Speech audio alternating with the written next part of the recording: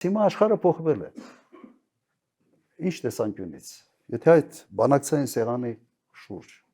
ոնց են նստում հիմա ամերիկացիք։ Սենց կոլտը դնում է սեղանին, ասում է նստենք բանակցենք։ Առաջ կոլտը սեղանին չէին դնում, բայց կոլտը երևում էր։ Բանակցում էին ջանջիգարով, բայց մեկը բոլորը հասկանում են, որ ինչ որ բան պետք է, ինչ ասում են, պետք է խելոք անես, ով որ չի անում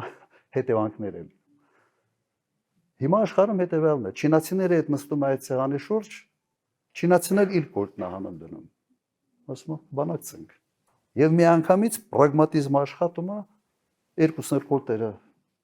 հանում են, սկսում են բանակցել իրար հետ։ Որովհետև այդ ուժ կա դիմացը նստած։ Ալևս դու այդ մենաշնորհը նման կարգի բանակցությունների համար չունես։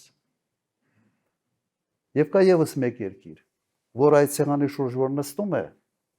ճիշտ է, կոլտը չի դնում սեղանին, բայց նռնակը հանում է, զապալը հանում Ռուսաստանը։ Ասում է բանակցենք։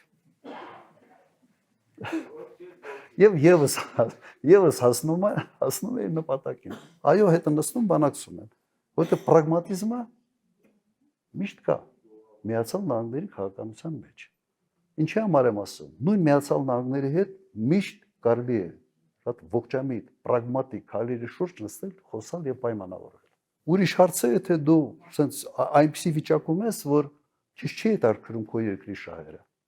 Քո համար Տրամպի հետ նկարվելը արդեն մի մեծ բան է, էլի։ Դարակազմիկ մի իրադարձություն է։ Դու գնում ես նկարում, դրա դիմաց քո երկրի շահեր, ուղղակի տալիս ես, մի նկարի դիմաց։ Ահա դուք հիմար չեք, լավ։